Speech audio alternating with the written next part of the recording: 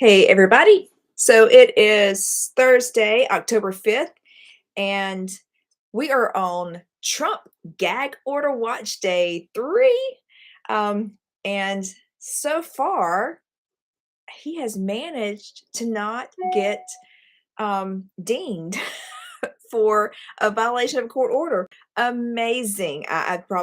You're probably as shocked as I am. I figured by this time, he would have already been found or already been charged with contempt by the judge because he just can't keep his mouth shut. So again, Trump gag order watch day 3, and he has managed to stay out of trouble. So we need to kind of keep a running score of this. I wonder if there's any bets in Las Vegas over how long it's going to take him to violate the gag order. But so far, he has managed to be on his best behavior and has avoided the ire of the judge at this point, but it's only day 3, so, give him some time and he will likely violate it. Alright, so, we got several things we're gonna be talking about tonight. One thing that, we're gonna be talking about is there was a Pentagon official who was recently arrested for a dogfighting ring, so we're gonna talk about that. Also, there is, I mean, what is it with teachers and having sex with their students? Come on. And then when it gets to be these young kids that they're having sex with. So there is a teacher in Tennessee, a female teacher in Tennessee, who was recently arrested and then rearrested for having sex with one of her former students who is 12. Don't understand it, but that is what she is alleged to have done. And so we're going to talk about that case. And then we're also going to talk about the Suzanne Morphew case. She is the woman out of Colorado who went missing on Mother's Day 2020. It's been a while going on with her husband having come under suspicion, actually arrested for it, charges dropped. So there's some things that recently happened in that case, but I want to talk about it for other reasons too. So those are the things we're going to be talking about this evening.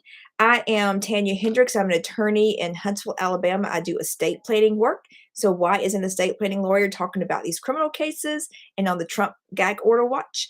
I have a history of working with sex abuse victims, rape victims, but I've been a prosecutor and defense attorney. So I've done a little bit of everything in the law, but I spent a number of years as a prosecutor, as a criminal defense attorney. I've got well over 75 jury trials in my history, and I can't even begin to tell you how many bench trials. So, I mean, probably hundreds of bench trials. So it is just no telling how many bench trials I've had. So I've been in the courtroom, and I know what it's like to be on all sides of a criminal case and see it. I see these cases from different perspectives. And I also, for particularly these cases of missing people and the sex offenses, I have worked so much with victims in those situations. And I've also been a person who searched for missing people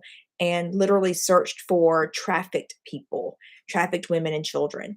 So I've seen a lot of these cases from numerous perspectives. So that's why I'm talking about a lot of these cases, but some of them are just very interesting too.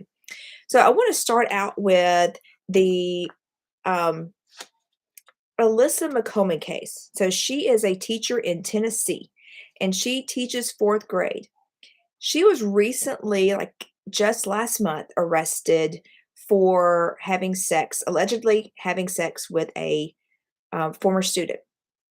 And he was a 12-year-old boy. So it came about because somehow the parent of this boy found out about it and she reported it to law enforcement, reported it to the school.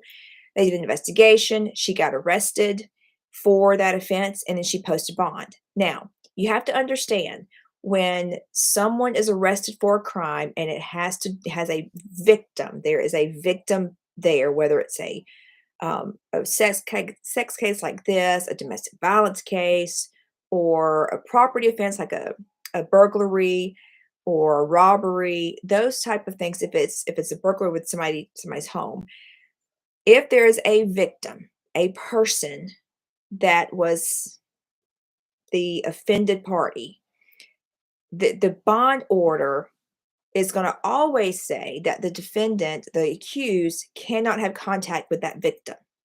So this woman's bond said have no contact with the victim. And by the way, since her initial arrest, others have come forward and said, yeah, she's reached out to us.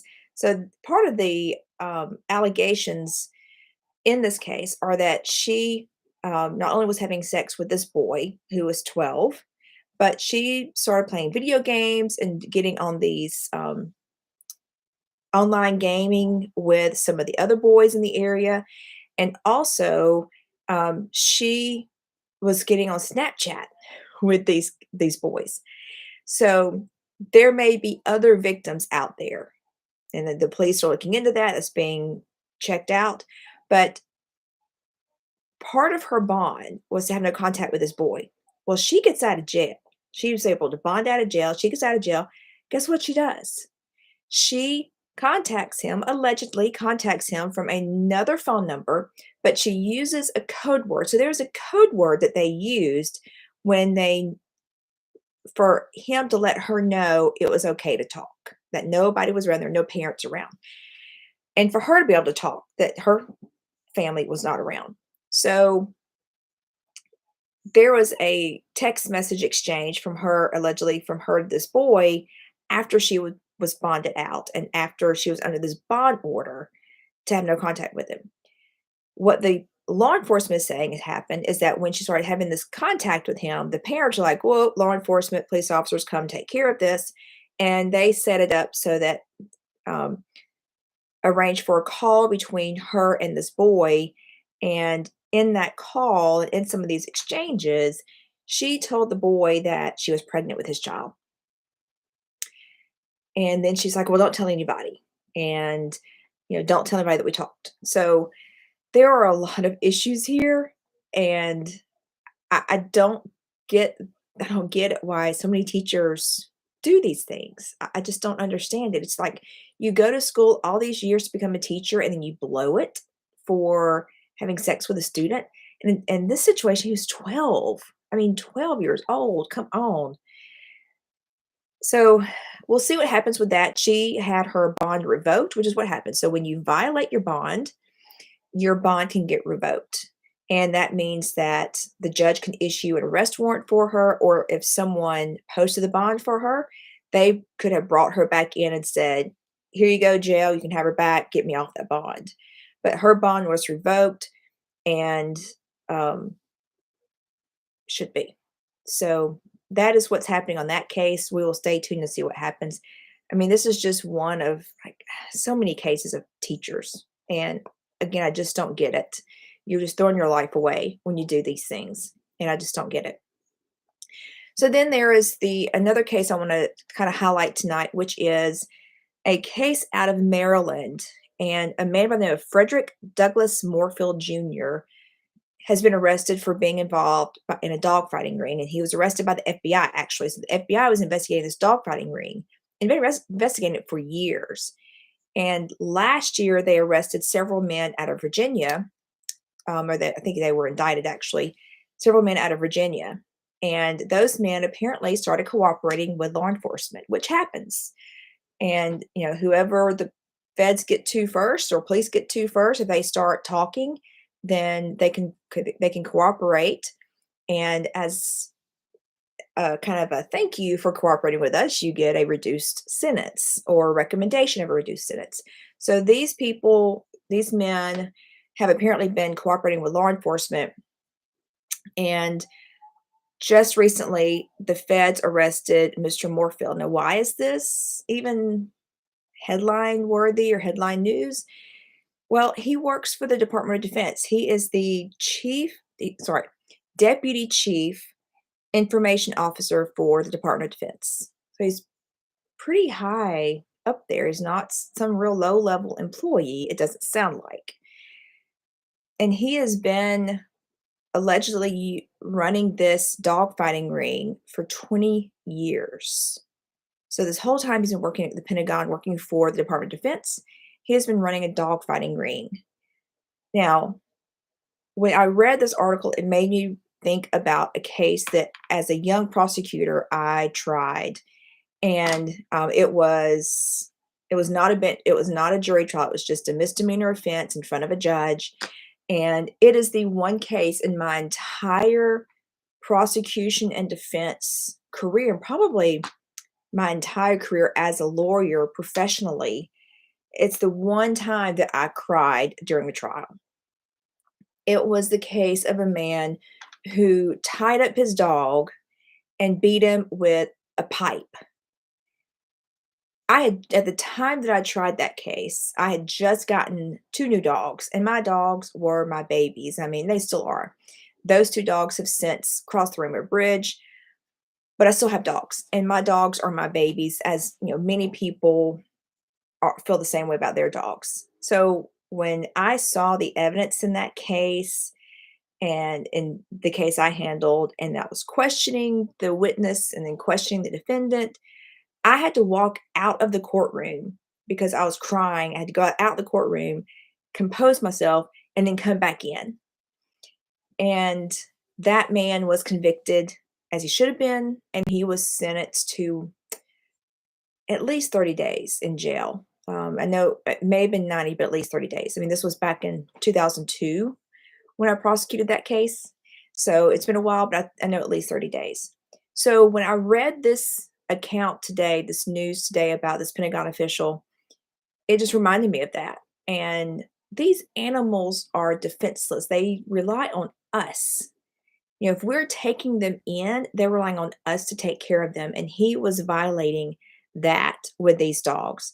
So the FBI executed a search warrant on his home. In that search warrant, when they executed it, they found 5 pit bulls who were in cages. They found bloodstained walls, bloodstained furniture, carpet with what appeared to be bloodstains. And disgustingly enough, horrifically, they found jumper cables. And what the allegation is that the dogs who survived the dog fight were then electrocuted. Um, horrible, horrible things. So this is somebody who was working at the Department of Defense all these years while he was doing this. Um, and apparently, when the FBI raided his house, they executed a search warrant, then he confessed to being part of it. So, I mean, he is innocent until proven guilty. He still has a right to a trial. He still has a right to have a jury to decide whether or not he's guilty. But he apparently has confessed to it. So we'll see what happens there. And then, as far as the Department of Defense, they won't comment because it's a personnel matter. They just said that he's no longer in the workplace. I would think not. And this is so my heart, my passion is babies, kids, and animals. I mean, you can't get any more defenseless than kids. But then when you deal with animals who are relying on us, I mean, it's just wrong. I mean, it's just wrong. So, finally, I'm going to spend the rest of the time talking about Suzanne Morphew. This case is the woman out of Colorado who went missing in 2020. So Mother's Day 2020, she went missing. She was in the middle of I don't think they had filed divorce yet, but they were talking about it. So she and her husband had been having some marital difficulties, and there had been some text message exchanges between the two of them about, this it's over. They were, according to some accounts I read, they had both engaged in some extramarital affairs. She was actively engaged in an extramarital affair at the time. And then she went missing. She went on a bike ride and went missing. Her vehicle was found, and her bike was found down a ravine close to where her vehicle was found. So, we all know that the first person anybody is going to suspect, any law enforcement person is going to suspect a spouse. So that is the first person they kind of zero in on because there's always some type of That's just always with the suspicion. And obviously, in this situation, when they were already having marital difficulties and there are these allegations of extramarital affairs, of course, that's going to get heightened. And they're going to really zero in on the spouse at that point. And that's what they did. That they arrested him. So she went missing Mother's Day 2020. That was May 2020. And then he was arrested in May of 2021 for first-degree murder and tampering with the human body.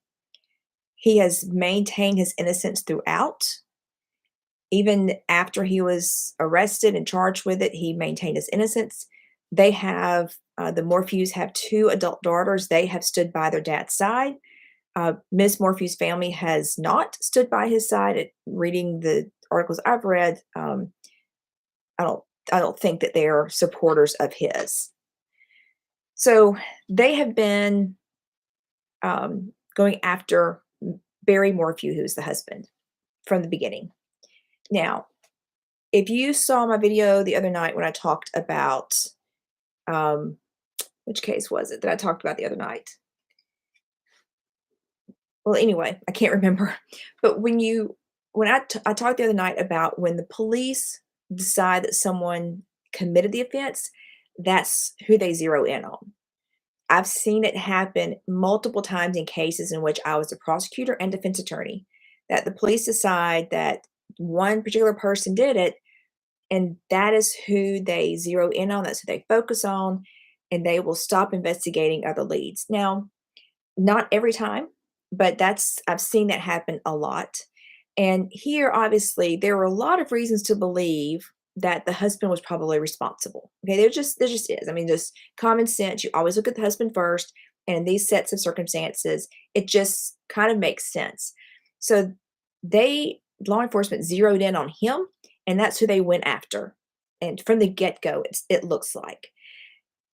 Even after he was arrested, they kept on and kept on and kept on. It was finally in April of 2022 that the prosecution had to drop the charges. Now, the charges were dropped without prejudice, which means they can bring the charges back if they want to or need to. But the judge kind of intervened here and said he was not going to allow certain witnesses to testify. So what had happened is, through the investigation, they got some DNA, and the DNA samples came back, and there was on a glove box, there was some DNA that came back to someone who is connected to some sexual assaults in other states, other cities like Chicago, Phoenix, Tempe. So there's some DNA that's associated with somebody else that was found on that glove box in her car. And it's a male DNA that does not match her husband's. Well, that's the material that was called, I mentioned the other night, it's Brady material. So Brady material, and Brady is a Supreme Court case. That's why we have this certain rule of evidence. So Brady material is evidence that tends to prove the defendant innocent or not guilty. And the prosecution, the state, the government, however you want to call it, they have a duty to turn that evidence over to the defendant. In this case, in reading the accounts here, there was a reluctance and actually a refusal for certain witnesses, from key witnesses, turning over evidence that could tend to help Mr. Morphew, that was in his favor. So it sounds like it was Brady material that could exculpatory evidence that could tend to prove him innocent. So when those key witnesses kept refusing to turn over evidence, the judge kind of forced the hand of the prosecutor to go ahead and dismiss it, because if those witnesses aren't cooperating, if they're not turning over evidence, then Mr. Morphew cannot have a fair trial. And so that case got dismissed without prejudice, so it can be brought back. But that was April 2022. This is now October 2023. Her body was found in September 2023. And now that her body has been found, they will do their forensic evidence collection to find out what, if anything, they can. Her body was found in a shallow grave, but apparently it was scattered.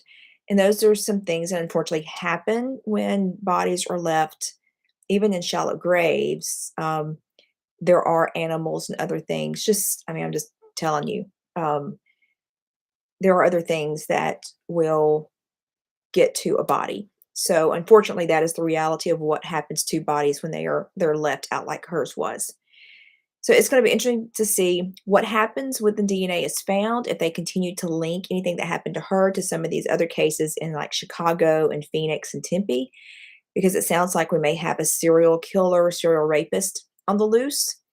And it actually, too, when they found her body, they were looking for somebody else entirely. They weren't looking for her in that location. They had no idea that she could even be in the location they found her body. It kind of surprised them that she was in that location. So that reminds me of, the Gilgo Beach murders. The first victim was found because they were looking for somebody else. They were looking for one particular person, and as they were looking for that person, they stumbled across the first body, and then the second, and then the third, and they had all these bodies there at Gilgo Beach, in that Gilgo Beach area. So this is, when you are searching for a missing person, when you have someone who's missing, sometimes it takes a little bit of luck to find somebody. And that certainly happened in this situation. And the Miss Morphew's sister has asked everyone, and I think this is great, that to start praying for and be concerned about the family of the victim, of the woman who they were looking for, because she's still missing. She's still missing out there somewhere. And so that brings me to the final thing I want to talk about. There are a lot of people that go missing every year. A lot of people. Last statistic I saw, and this was years ago because I was working a lot with missing kids, there are 2,300 reports of missing children every single day. 2,300, that's just children. And so that doesn't account for all the adults that go missing every single day. And there are a lot of women who go missing every single day, but it doesn't take hold of the national conversation as Miss Morphews has. And even with children, I've seen there were some cases, um, they do get the national attention, but not all of them. So why do we get wrapped up in one case and not another? Why is it that one case, one woman, her disappearance will rise to the top and be talked about in the news? It's going to capture our attention. It's going to stay in the news cycle for a while others don't even may make it onto the news one time, but that's it. I would encourage you, and I have my opinions and speculations because I've seen cycles like this. I've seen where s in particular a case out of California where one young girl went missing and they just said, "Well, she just ran away." And the family was like, "No, she didn't." But the police said, "Oh, yeah, she just ran away." But then another girl from a different type of family went missing, and it was all hands on deck, "We gotta find this person." So and then they realized they had a serial killer on their hands for the children. So I have my speculation. I have my ideas of why, but I would ask you, as you see cases that hit the news of people who have gone missing, women who have gone missing, children who have gone missing, think about there's others. Why isn't the other one on the news too? And if you are sharing pictures of missing people or missing kids on Facebook, bless you, you're part of a search party. That is, there are so many people who are found because of posts on social media. One of the searches I was a part of, the person was found because we had just an army of people sharing her picture over and over on social media, and someone happened to see that and then saw her. So, sharing pictures on social media matters, and it really does help. But I would ask that you be sure as you are sharing those pictures, as you're sharing that information, to kind of share it across the board. Get outside of your socioeconomic group, get outside of your um, race group, and share everybody's pictures because it does make a difference. It does matter. And it matters particularly to those families of people who have never returned home and the families of those people who their pictures aren't being splattered all over the national news. And there's so many that that's not the case for because there are so many missing women, so many missing children, there's so many missing men out there. But even just do a quick search of missing woman or missing. When I was looking for Suzanne Morphew's case, I did a search of missing woman body found, and the top stories weren't even hers. The top stories were out of Memphis, the Bay Area, um, Brookhaven. I mean, just different one. And Brookhaven is around in Georgia. So just several different ones that didn't even have to do with Suzanne Morphew. But those are cases we never heard about, did we? So just think about that and think about those families. And so as we're ending tonight, I would ask that you consider the families of the missing as you are, if you say your prayers at night, say a prayer for those families and say a prayer for those children and women and men who are missing so they can be found and the families can have closure. All right. Y'all have a great night. We will come back on, we're going to recess, as we would say in court. We're going to recess until Tuesday at 7 p.m. Central Time.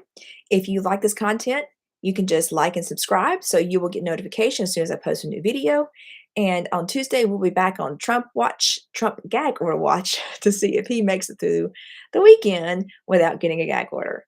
So until then, this YouTube video is in recess.